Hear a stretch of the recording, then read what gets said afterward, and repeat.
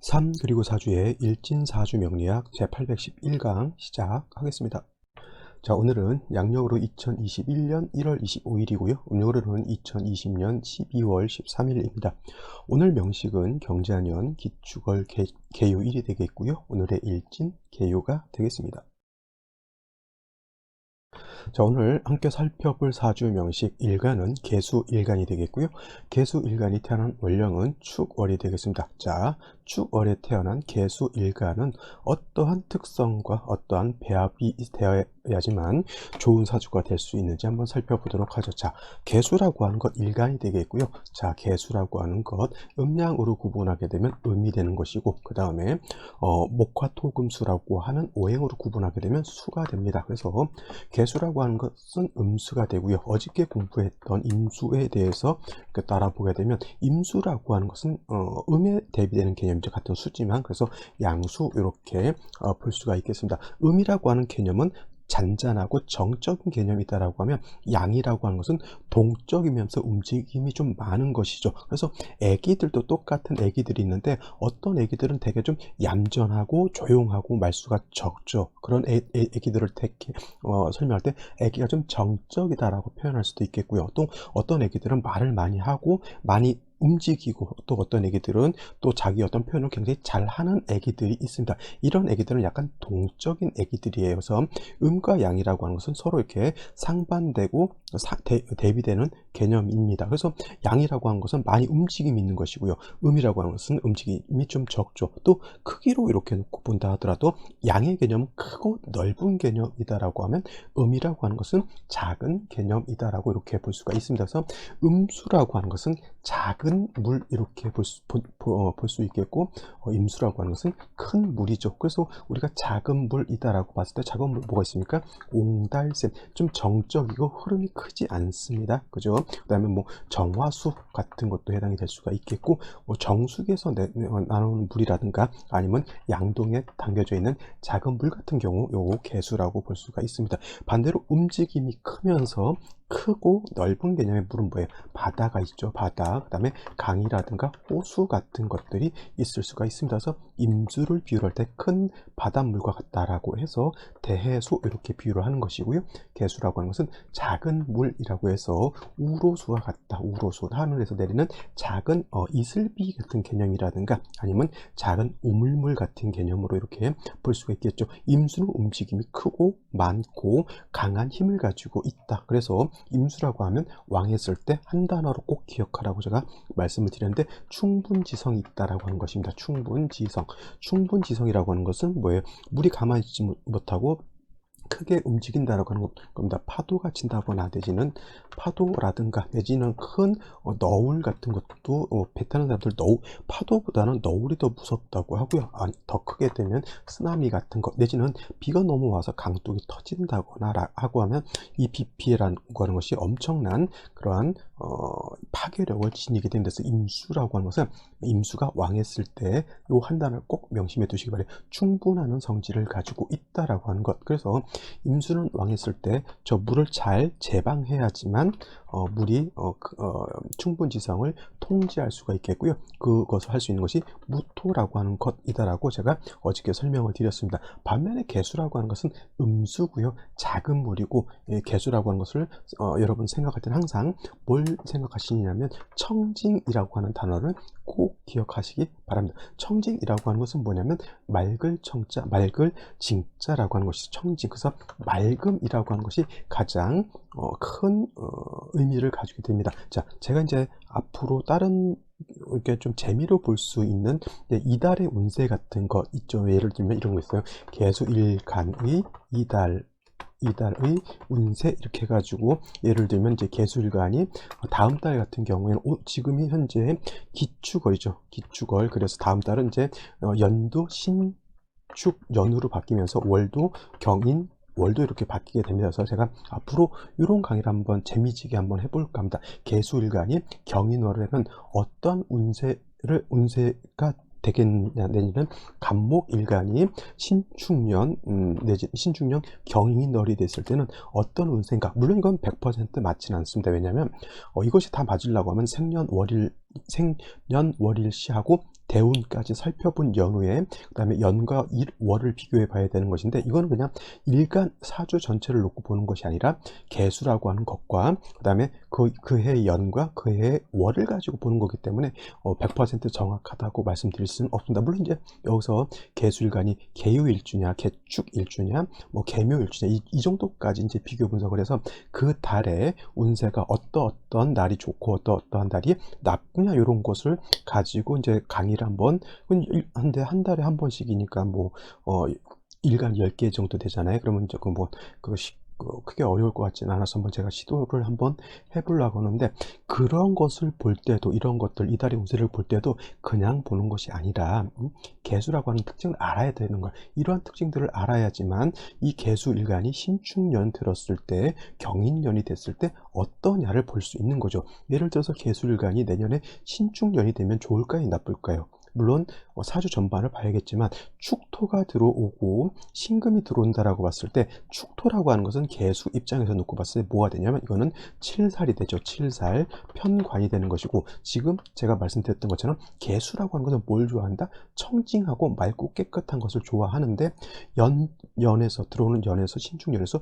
축토가 들어온다라고 하는 것은, 축토라고 하는 것은 모래와 같고 진흙과 같습니다. 이런 것이 들어왔을 때 개수를 갖다가 탁하게 만들 수 있기 때문에 칠살이 들어왔을 때는 신경이 예민해진다거나 내지는 자기 스스로 일을 할 때 업무가 과중돼서 좀 힘들어질 수 있다라고 하는 그런 뉘앙스를 가지고 있습니다. 근데 다행스럽게 이게 기축이 아니라 이게 신축이기 때문에 축중에 있는 신금이 여기 투출돼서 들어오는 것이죠. 그러면 이 신금이라고 하는 것은 인성, 개수 입장에서 인성이기 때문에 이렇게 나를 생해줍니다. 업무가 과다하고 스트레스가 많다 하더라도 내 스스로 공부하고 내 마음 수양하고 한다라고 하면 큰 해가 없는 그런 한 해가 되는데, 이러한 한 해도 어느 월이냐에 따라서 좀 달라질 수가 있는데, 이렇게 경금이 다시 들어오는 월에 인목이 이렇게 들어오게 되면 목은 토를 갖다가 정화시키려고 하는 그러한 작용을 하죠. 그러다 보니까 개수일간이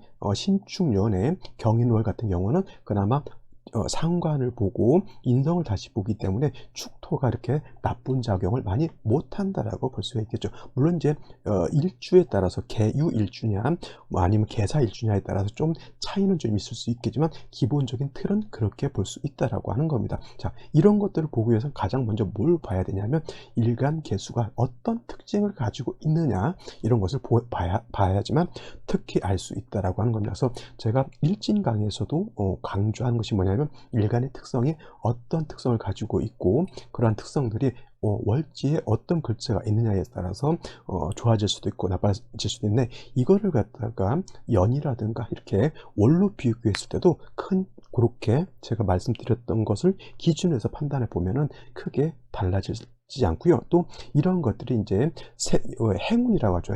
행운이라고 하는 것은 연운 같은 거죠. 이렇게 운이 이렇게 흘러갈 때 이 행운을 보는 방법을 이런 식으로 본다라고 하는 것을 또 알려드리기 위해서 한번 제가 이달의 운세 매일은 제가 일진 강의를 매일 하기 때문에 오늘의 운세를 이렇게 하기는 좀 어렵고, 이렇게 해서 일간별로 이달의 운세가 어떻게 되면 좋고 어떻게 되면 나쁘다라고 하는 것을 제가 또 알려드릴까 한번 생각을 하고 있습니다. 물론 이제 기초 강의도 좀 하고 해야 되는데 제가 좀 많이 게을러서 좀 이러고 있습니다. 이런 것은 제가 좀 더 노력을 한번 해보도록 하고요. 요거는 아마도 2월 달부터 입춘 때부터 아마 제가 시작할까 지금 준비를 하고 있습니다. 자, 아시겠죠? 자, 개수라고 하는 특징을 알아야지만 그런 강의들이 있을 때 이해하기가 쉽게 됩니다. 그래서 개수라고 하는 것은 음수로서 작은 불에 해당이 되고요. 그 다음에 청징하고 맑음을 좋아하기 때문에 토를 많이 보는 것을 결코 좋아하지 않습니다. 또 개수는 아무리 왕하다 하더라도 특별한 경우가 아니고서는 무토기토를 쓰지 않습니다. 오히려 식상인 목을 써서 차라리 개수를 맑고 깨끗하게 유지하는 것이 개수 입장에서는 더 좋다라고 볼 수가 있는 겁니다. 그래서 같은 수라 하더라도 양수인 임수냐 내지는 음수인 개수냐에 따라서 이렇게 서로 치용하는 방법이 달라집니다. 아들은 아들답게 키우는 거고요. 딸은 딸답게 이렇게 키우는 것입니다. 임수는 양수니까 양수에 맞게 배합을 하는 것이고, 개수는 음수이기 때문에 음수에 맞게 배합을 한다. 이렇게 정리를 해 두시면 되겠습니다. 자, 다음으로 개수일간이 태어난 월령 축월에 대해서 한번 살펴보도록 하겠습니다. 자, 축월이라고 하는 것은 일단 계절적인 개념으로 놓고 봤을 때 동절이죠. 동절이라고 하는 것은 겨울인데 늦겨울이라고 해서 축월을 모동 내지는 개동이다라고 표현을 합니다. 그 다음에 또 축월이라고 하는 것은 해자축 북방이다라고 제가 말씀드렸죠. 해자축 북방에 속해서 해자축을 모두 갖추게 되면 방압을 형성하니 이런 것들은 수가 왕해지는 수왕절이다라고 볼 수가 있겠는데, 실질적으로 봤을 때 해자월이 수가 왕한 수왕절이라고 하면 진술축미월이라고 하는 것은 4개월이라고 해요. 4개월은 토왕절이다라고 말씀을 드렸습니다. 토왕절. 그래서 축월이라고 하는 것은 월지만 놓고 봤을 때 수가 왕하다라고 보지 않고요. 축월만 놓고 봤을 때는 토가 왕한 토왕절입니다. 근데 그 축 안에 지장간을 이렇게 한번 살펴보게 되면 지장간 안에 개수, 신금, 그 다음에 기토라고 하는 것이 이렇게 들어가 있기 때문에 제가 저번에도 말씀드렸지만 상반월과 그 다음에 하반월로 이렇게 나누어 봤을 때 개수신금이 관장하는 12일간은 상반월에 속하기 때문에 축월이라 하더라도 수가 세력이 있는 것으로 볼 수가 있겠고요. 그 이후 18일 동안 하반월이죠. 하반월 기토가 사령하는 18일 동안에는 이때는 뭐가 되냐면 토가 왕한 그런 계절이 된다. 근데 지금 같은 경우에는 이제 거의 하반월이기 때문에 수의 세력보다는 토가 더 왕한 세력을 가지고 있습니다. 그래서 개수 입장에서 월지가 토이기 때문에 토는 개수를 갖다가 탁하게 만드는, 그죠? 수를 딱 갖다가 탁하게 만들 수 있는 그런 기운을 가지고 있기 때문에 개수가 축월에, 특히 진술축미월에 토가 왕한 계절에 태어나는 것을 별로 좋아하지 않습니다. 만약에 토가 많아진다라고 봤을 때는 개수 입장에서는 반드시 간목이라고 하는 것이 있어 주어서 저 간목으로 토를 갖다가 제거해 주어야 됩니다. 제거해 줘야죠. 그렇지 않으면 개수가 탁수가 되기 때문에 개수라고 하는 것은 아까 말씀드렸던 것처럼 청징한 맑음을 생명과 같이 여기기 때문에 토가 많아지게 되면 간목으로 제해 주는 것이 필요하다. 또는 예를 들면 토가 이렇게 왕할 때 만약 간목이 없다라고 하면 신금이라든가 경금 같은 것이 있어서 토생금 금생수 하게 되면 그래도 토가 직접적으로 개수를 갖다가 파하려고 하지 않고요. 금을 생하고 금이 다시 수를 생하기 때문에 이런 경우에는 개수가 이렇게 탁해지지 않는다라고 볼 수가 있겠습니다. 그래서 월지에 따라서 일간이 어떻게 배합하는 것이 달라지게 된다라고 하는 것인데, 축월 같은 경우에는 토가 왕하기 때문에 신금 이라든가 경금인 인성을 쓰거나 내지는 간목 같은 것으로서 토를 제거해주면 괜찮을 것인데, 또 중요한 것, 축월이라고 하는 것은 동절이죠. 동절은 엄동설한이라고 제가 말씀을 드렸습니다. 매우 춥죠. 그래서 모든 만물이 땡땡땡땡 얼게 된다라고 하는 것이 큰 특징이다라고 볼 수 있기 때문에 간목이 있어서 토를 제하거나 금이 있어서 수를 생하는 것도 좋지만 만물이 얼게 되면 금이 수를 생하기도 어려워지겠고요. 목이 토를 제하는 것도 어려워집니다. 반드시 뭐가 있어야 된다? 해자축월, 즉 동절에는 화가 있느냐 없느냐에 따라서 그 사람의 부귀빈천에 엄청난 차이를 나타낸다라고 하는 겁니다. 화가 없는 사람이 겨울에 태어났으면 만물이 얼게 되죠. 땅이 7,000평, 8,000평 있으면 뭐 할 겁니까? 땅이 얼어서 농사를 못 짓는다라고 하면 오히려 세금만 더 많이 내겠죠. 근데 땅은 한 1,000평 정도 있는데 비닐하우스를 치거나 햇볕이 잘 드는 그런 양지에 있는 땅에는 그 겨울이라도 작은 화초라도 심을 수 있고 겨울 작물이라도 심을 수가 있죠. 그래야지만 땅이 녹아야지만 용도가 있겠고, 또 개수라고 하는 물도 얼어서 얼음이 되어버리면 수로서의 용도가 없어지는 것이죠. 그래서 축월의 개수, 모든 것이 마찬가지죠. 축월의 개수뿐만 아니라 축월의 간목, 을목, 축월의 병화정화 내지는 축월의 무토기토, 축월의 경금신금, 또 축월의 임수개수 모두가 마찬가지입니다. 축월에 태어났는데, 해월에 태어났는데 또는 자월에 태어났는데 화가 없다라고 하면 무용지물, 매우 비난하고 빈천해질 수밖에 없는 그런 사주가 됩니다. 만약에 원국에서 제가 이렇게 사주에 해자축월에 태어나서 사주에 화가 없으면 어렵다라고 이렇게 얘기를 하면은, 선생님 제 아들이요, 선생님 제 딸이요, 사주 원국에 화가 하나도 없는데요. 이런 경우는 어떻게 돼요?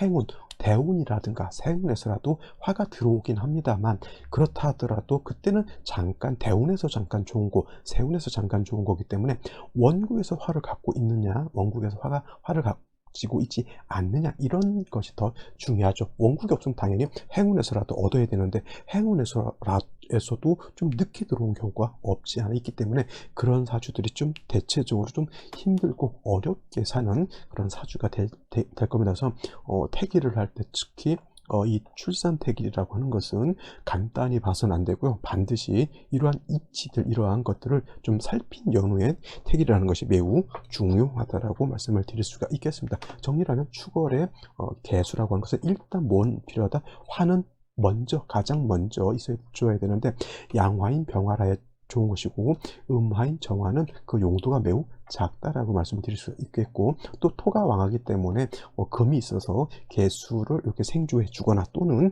간목이 있어서 토를 적절하게 제해 주는 것이 필요하다라고 볼 수가 있겠습니다. 자, 여기까지 설명드렸고요. 오늘의 명식과 생시를 알아보도록 하죠.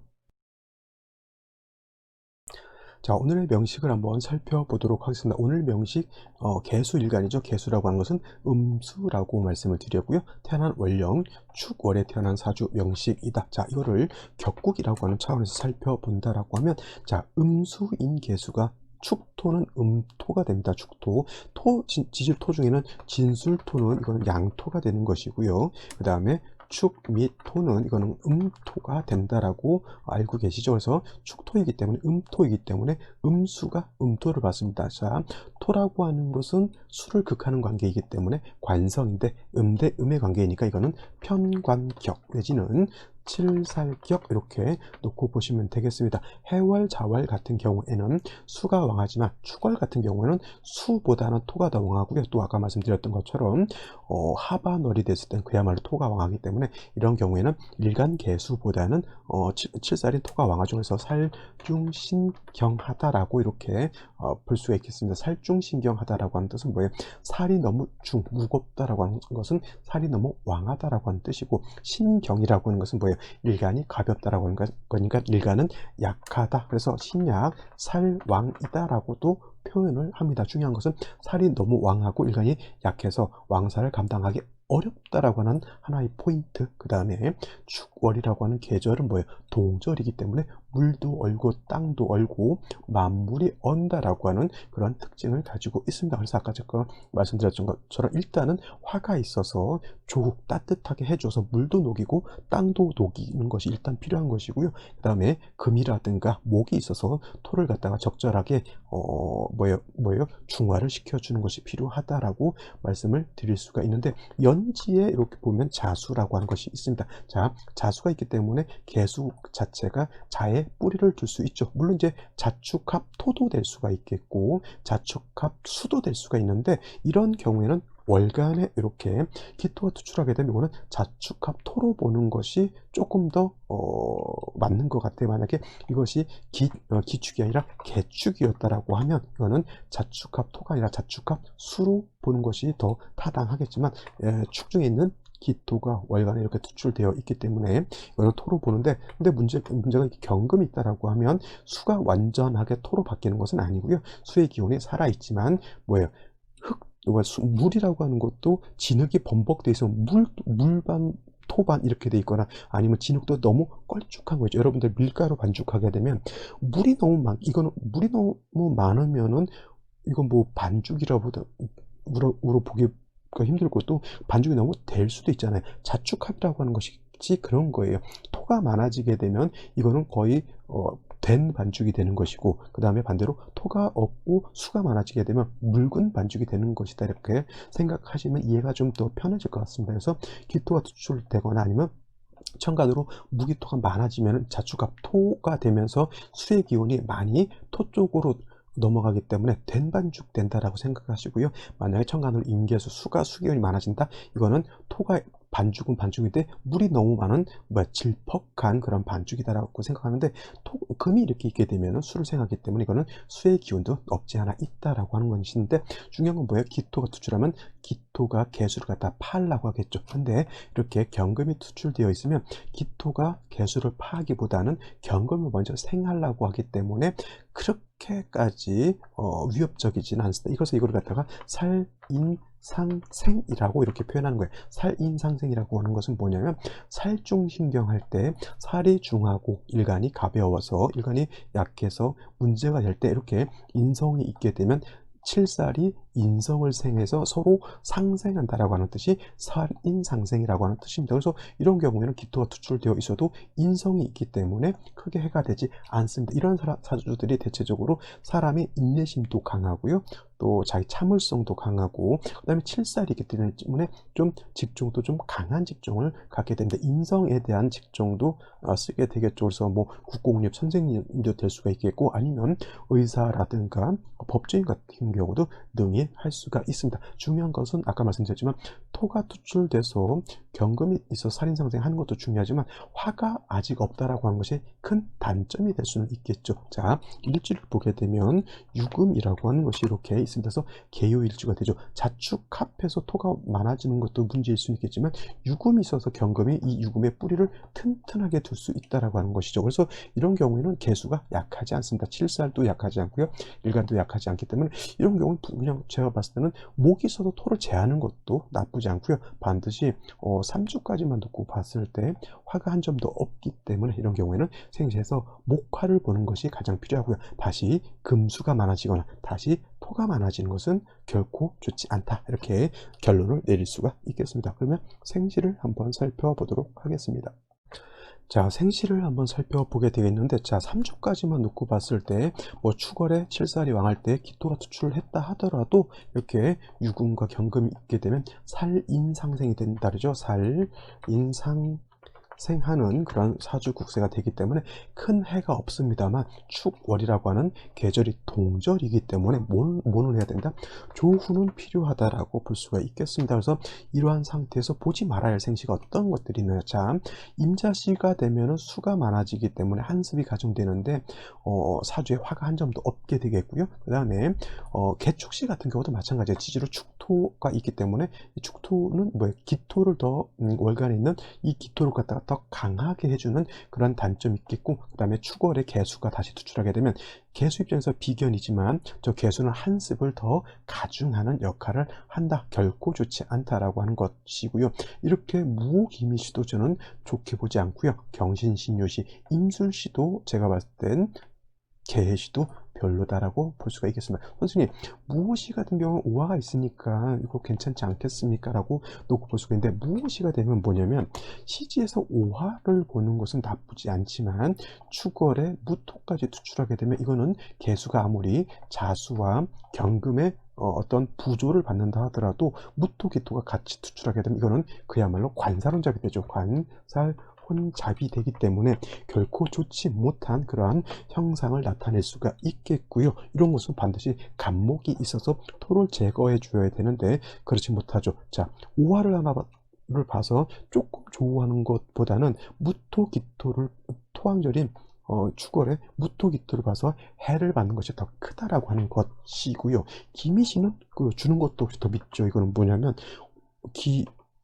미미시가 아니라 기미시가 되겠죠. 이렇게 되게 되면 미중정화는 오중정화에 비해서 월등히 약하죠. 그렇지만 실살은 다시 미에 뿌리를 뒀죠. 월지에도 뿌리를 둘 수 있죠. 이거는 진짜 무엇이보다 더 나쁜 생시가 될 수밖에 없고 경신신유시 같은 경우에는 한습이 인성이 다시 많아지게 되는데 이거는 필요 이상으로 금이 너무 많아지게 됩니다. 그러니까 화가 한 점도 없는 상태에서 사주가 매우 한습해진다. 물론 당연히 목화운으로 가면은 좀 나아지겠지만 이거는 대운을 봐야죠. 남자의 경우에는 그래도 목화운으로 이렇게 흐르지만은 여자의 경우는 병술 대운을 빼고는 뭐예요? 저기 50대까지 계속 금수운으로 가기 때문에 이렇게 잡아놓으면 안 된다라고 하는 겁니다. 차라리 이런 경우에는 갑인시가 된다라고 하면 인중에 있는 지장간 병화를 쓸 수가 있겠고요. 그다음에 물론 경금이 있어서 살인 생상한다 하더라도 이 간목으로서 토를 제해 주는 것도 이거는 나쁘지 않다. 핵심은 인중 병화가 있고 이런 경우에 화운을 만나게 되면 훨씬 더 화의 세력이 더 커질 수가 있는데 을묘시 같은 경우에는 별로 좋지 않죠. 이런 거는 왜냐면 묘목은 승목이죠. 을목도 승목이고 화를 가지고 있지 않은 그러한 생시가 되겠고요. 병진시 같은 경우에는 자축합인데 진유합금이 됩니다. 자, 병화가 시간에 있긴 하지만 병화가 뿌리가 없습니다. 물론 이제 병화가 있느냐 없느냐 이 차이도 중요하지만 천간에 있는 것들은 반드시 지지로 뿌리가 있어 주어야지만 힘을 발휘할 수가 있는데 이런 경우에도 남자로 태어났을 때 목화운으로 가면 병화의 힘이 살아나지만 이렇게 금수양으로 갔을 때는 병화의 힘이 좀 약해지기 때문에 병진시 남자 같은 경우는 좀 괜찮지만 여자의 경우에는 제가 봤을 때는 갑인시를 잡거나 아니면 차라리 정사시를 잡는 것이 어떨까. 정사시도 따지고 보면 이건 사유회금하기 때문에 화가 이렇게 왕하진 않지만 그래도 정화까지 투출되어 있어서 이렇게 되면은 뭐 차라리 갑인시가 되지 않는다라고 하면 정사시 정도로 잡아주는 것이 조금 더 여명이었을 때는 좀 더 낫지 않을까라는 생각이 들게 되고요. 특히나 여자 같은 경우 무엇이 잡아주면 안 될 거예요. 왜냐면 관사론 잡되면은 좀 남자로 인해서 좀 큰 해를 받을 수도 있기 때문에 그런 것들은 좀 잘 살펴서 생각해 보시는 것이 좋지 않을까 생각이 됩니다. 자, 오늘은 여기까지 설명드리도록 하고요. 저는 내일 또 찾아뵙도록 하겠습니다. 감사합니다.